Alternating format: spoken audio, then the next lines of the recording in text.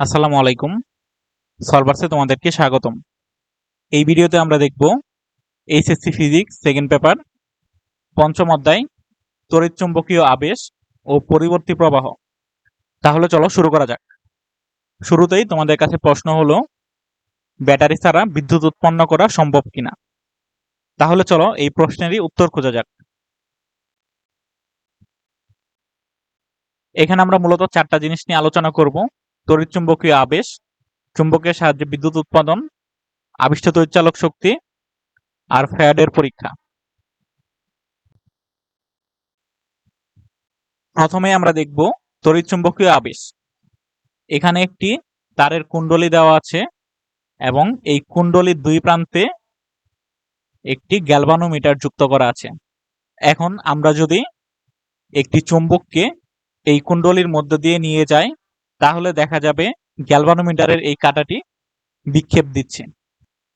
গ্যালভানোমিটারের কাঁটাটি মূলত সোজা এভাবে থাকে, কিন্তু যখনই গ্যালভানোমিটারের মধ্যে দিয়ে বিদ্যুৎ প্রবাহিত হয়, তখন কাঁটাটি এদিকে অথবা এদিকে যে কোনো একদিকে বিক্ষিপ্ত হয়ে যায়। ধরো যে যদি বাম দিক থেকে ডান দিকে বিদ্যুৎ প্রবাহিত হয়, তাহলে কাঁটাটি ডান দিকে বিক্ষিপ্ত হয়ে যাবে, এবং বিদ্যুৎ প্রবাহের দিক যদি পরিবর্তন হয়, অর্থাৎ ডান দিক থেকে বাম দিকে বিদ্যুৎ প্রবাহিত হয়, সেক্ষেত্রে কাঁটাটির বিক্ষেপ উল্টা দিকে হবে। এই হলো গ্যালভানোমিটারের বেসিক। এখন এখানে যেহেতু গ্যালভানোমিটারের বিক্ষেপ দেখা যাচ্ছে, তার মানে এই তারের মধ্য দিয়ে বিদ্যুৎ প্রবাহিত হচ্ছে, কিন্তু এই তার কিংবা চুম্বকের সাথে কোনো বিদ্যুতের উৎস নেই। আবার যখন আমরা চুম্বকটিকে কুণ্ডলীর ভিতর থেকে বের করে নিব, অর্থাৎ উল্টা দিকে টানবো, তখনও গ্যালভানোমিটারের বিক্ষেপ দেখা যাবে, কিন্তু বিক্ষেপ বিপরীত দিকে, অর্থাৎ এদিকে বিক্ষেপ দেখা যাবে। আগে ছিল এদিক বরাবর, এখন বিক্ষেপ এদিক বরাবর। কিন্তু যখন আমরা চুম্বকটিকে স্থির রাখবো, অর্থাৎ এটাকে কুণ্ডলীর বাইরে অথবা কুণ্ডলীর ভিতরে যেখানেই স্থির রাখি না কেন, যখন স্থির রাখবো তখন গ্যালভানোমিটারের মধ্যে দিয়ে কোনো তড়িৎ প্রবাহিত হয় না, অর্থাৎ গ্যালভানোমিটারের বিক্ষেপ দেখা যাবে না।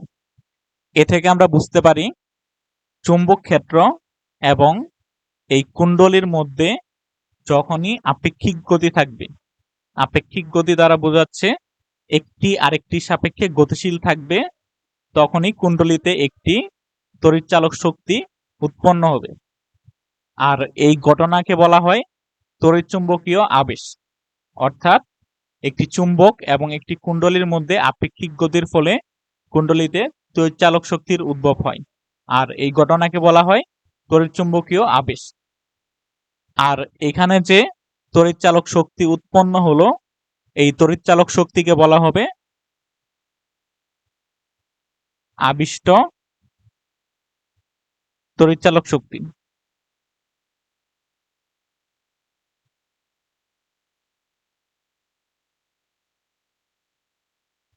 তাহলে আবিষ্ট তড়িৎচালক শক্তি কি? চুম্বক এবং কুণ্ডলীর মধ্যে আপেক্ষিক গতির ফলে কুণ্ডলীতে যে তড়িৎচালক শক্তি সৃষ্টি হয়, সেই তড়িৎচালক শক্তিকে বলা হয় আবিষ্ট তড়িৎচালক শক্তি। আর তড়িৎচালক শক্তি সৃষ্টি হওয়ার যে ঘটনা, এই ঘটনাকে বলা হয় তড়িৎচুম্বকীয় আবেশ। তাহলে তোমাদেরকে শুরুতেই যে প্রশ্নটি করেছিলাম, ব্যাটারি ছাড়া বিদ্যুৎ উৎপাদন করা সম্ভব কিনা, সেই প্রশ্নের উত্তর হবে হ্যাঁ, ব্যাটারি ছাড়া বিদ্যুৎ উৎপাদন করা সম্ভব। তো এটাই হচ্ছে ফ্যারাডের পরীক্ষা। ফ্যারাডের পরীক্ষা অলরেডি আমরা দেখে ফেলেছি।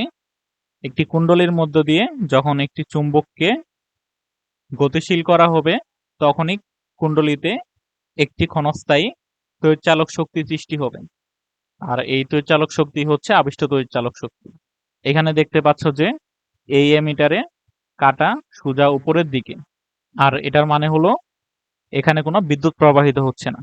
এখানে যে চুম্বকের বলরেখাগুলো এখনো এই কুণ্ডলী অতিক্রম করেনি, এই কারণে এখানে কোনো বিদ্যুৎ প্রবাহের সৃষ্টি হচ্ছে না।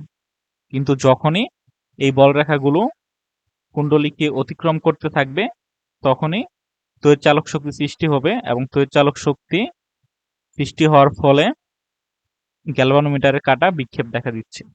তাহলে যখন আমরা এটাকে ভিতরের দিকে নিয়ে যাব তখন গ্যালভানোমিটারের কাঁটা ডান দিকে বিক্ষেপ দিলে যখন বের করে নিয়ে আসবো তখন এর কাঁটা বাম দিকে বিক্ষেপ দিবে। অর্থাৎ চুম্বকের গতির দিকের সাথে বিদ্যুৎ প্রবাহের দিকও পরিবর্তন হয়। এই ঘটনা থেকে ফ্যারাডে দুইটি সূত্র দেয়। প্রথম সূত্রটি হচ্ছে যখনই কোনো বদ্ধ কুণ্ডলীর মধ্য দিয়ে অতিক্রান্ত চুম্বক ক্ষেত্ররেখার মোট সংখ্যা বা চুম্বক ফ্লাক্সের পরিবর্তন ঘটে তখনই কুণ্ডলীতে একটি ক্ষণস্থায়ী তড়িৎচালক শক্তি তথা তড়িৎ প্রবাহ আবিষ্ট হয়। যতক্ষণ ফ্লাক্স বা ক্ষেত্ররেখার পরিবর্তন ঘটে আবিষ্ট তড়িৎচালক শক্তি তথা তড়িৎ প্রবাহ ততক্ষণই স্থায়ী হয়। এটা হচ্ছে ফ্যারাডের প্রথম সূত্র। যখন একটি কুণ্ডলীর মধ্য দিয়ে মোট চুম্বক ফ্লাক্সের পরিবর্তন ঘটবে তখনই সেখানে একটি তড়িৎচালক শক্তির সৃষ্টি হবে, আর যতক্ষণ পরিবর্তন ঘটবে ততক্ষণই তড়িৎচালক শক্তি স্থায়ী হবে। আমরা দেখেছি যে যতক্ষণ এই চুম্বকটিকে আনা নেওয়া করা হয় ততক্ষণই তড়িৎচালক শক্তির সৃষ্টি হয়, অর্থাৎ গ্যালভানোমিটারে বিক্ষেপ দেখা যায়। কিন্তু এই চুম্বককে যদি আমরা যে কোনো স্থানে স্থির রাখি, ধরে নিলাম কুণ্ডলীর মাঝখানে স্থির রাখলাম অথবা কুণ্ডলীর বাইরে স্থির রাখলাম, যেখানেই স্থির রাখি না কেন স্থির রাখা হলে সেক্ষেত্রে গ্যালভানোমিটারে কোনো বিক্ষেপ দেখা যায় না, অর্থাৎ কুণ্ডলীর মধ্যে দিয়ে কোনো তড়িৎ প্রবাহিত হয়নি। অর্থাৎ যতক্ষণ এদের মধ্যে আপেক্ষিক গতি থাকে ততক্ষণই তড়িৎচালক শক্তি স্থায়ী হয়। এখানে ফ্যারাডে একটি টার্ম ব্যবহার করেছেন, চুম্বক ফ্লাক্স। চুম্বক ফ্লাক্স হচ্ছে চুম্বক ক্ষেত্র এবং এর ক্ষেত্রফলের ডট প্রোডাক্ট, অর্থাৎ phi equal to A dot B, যেখানে এ হচ্ছে ক্ষেত্রফল ভেক্টর আর বি হচ্ছে চুম্বক ক্ষেত্র।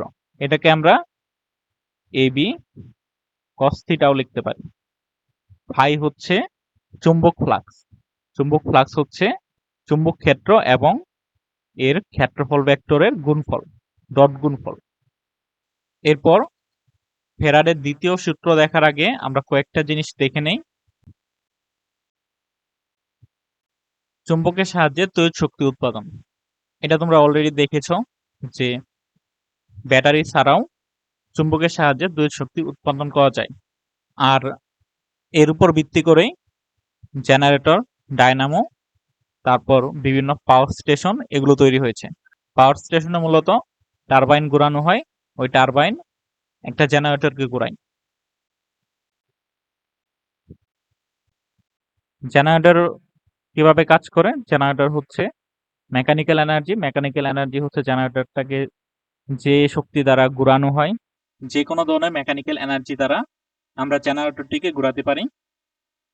জেনারেটর ঘুরলে সেই ক্ষেত্রে জেনারেটরের কয়েল রোটেট হবে, তারপর ফ্লাক্স চেঞ্জ হবে, সেখান থেকে তড়িৎচালক শক্তি উৎপন্ন হবে, তড়িৎচালক শক্তি থেকে আমরা ইলেকট্রিক্যাল এনার্জি পাবো। তো জেনারেটর সম্পর্কে আমরা পরের ভিডিওতে আরো বিস্তারিত দেখব।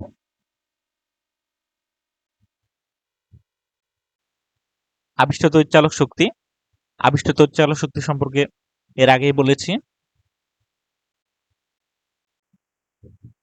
এরপর হচ্ছে ফ্যারাডের দ্বিতীয় সূত্র।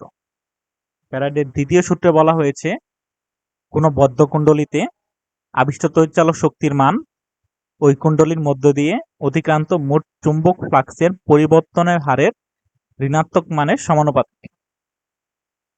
আবিষ্ট তড়িৎচালক শক্তির মান এটাকে এপসাইলন দ্বারা প্রকাশ করা হয়। এপসাইলন ইকুয়াল টু মোট চুম্বক ফ্লাক্সের পরিবর্তনের হারের, অর্থাৎ মোট চুম্বক ফ্লাক্সের পরিবর্তন যদি ডি ফাই হয় আর পরিবর্তনের হার বোঝালে সেক্ষেত্রে সময় দিয়ে ভাগ করতে হবে ডি ফাই বাই ডিটি। এটা হচ্ছে মোট চুম্বক ফ্লাক্সের পরিবর্তনের হার। আর আবিষ্ট তড়িৎচালক শক্তি এর ঋণাত্মক মানের সমানুপাতিক, অর্থাৎ সামনে একটি মাইনাস আসবে। তাহলে epsilon equal to minus D phi by DT, যেখানে এপসাইলন হচ্ছে আবিষ্ট তড়িৎচালক শক্তি, ফাই হচ্ছে চুম্বক ফ্লাক্স, আর ডি ফাই বাই ডিটি হচ্ছে ফ্লাক্স পরিবর্তনের হার। আর ঋণাত্মক চিহ্ন দ্বারা লেন্জের সূত্রকে নির্দেশ করে। লেন্জের সূত্র সম্পর্কেও আমরা এর পরবর্তী ভিডিওতে বিস্তারিত দেখব। কোন কোন ক্ষেত্রে তড়িৎচালক শক্তি বৃদ্ধি পায়? চুম্বকটিকে দ্রুত নাড়ালে, বেশি টান থাকলে, অর্থাৎ আমরা যে কুণ্ডলী ব্যবহার করব কুণ্ডলী পাক সংখ্যা যদি বেশি থাকে, শক্তিশালী চুম্বক ব্যবহার করলে, ফ্লাক্সের পরিবর্তন বেশি হলে। ফ্লাক্সের পরিবর্তন বেশি যে কোনো কিছু দিয়েই করা যায়, অর্থাৎ শক্তিশালী চুম্বক ব্যবহার করলে সেক্ষেত্রেও ফ্লাক্সের পরিবর্তন বেশি হবে, দ্রুত নাড়ালেও সেক্ষেত্রে ফ্লাক্সের পরিবর্তন বেশি হবে। মেন কথা হচ্ছে ফ্লাক্সের পরিবর্তন বেশি হলে সেক্ষেত্রেই তড়িৎচালক শক্তি বৃদ্ধি পাবে। তারপর এগুলোর বাস্তব জীবনের প্রয়োগ। হাইড্রো ইলেকট্রিক জেনারেটর, এখানে হচ্ছে পানি কুণ্ডলীকে ঘুরাবে, ঘুরিয়ে বিদ্যুৎ উৎপন্ন করবে। উইন্ড টারবাইন, বাতাসের শক্তি জেনারেটর ঘুরাবে। তারপর বাইসাইকেল ডায়নামো, চাকার ঘূর্ণনে সুরো জেনারেটর আলো জ্বালাবে। পাওয়ার প্ল্যান্টে টারবাইনের মাধ্যমে বড় আকারে বিদ্যুৎ উৎপন্ন করা হয়। কিছু গুরুত্বপূর্ণ পয়েন্ট এখানে দেওয়া আছে। এই ছিল আজকের ভিডিওতে। পরবর্তী ভিডিওতে আমরা এই চ্যাপ্টারের পরবর্তী টপিকগুলো নিয়ে আলোচনা করব।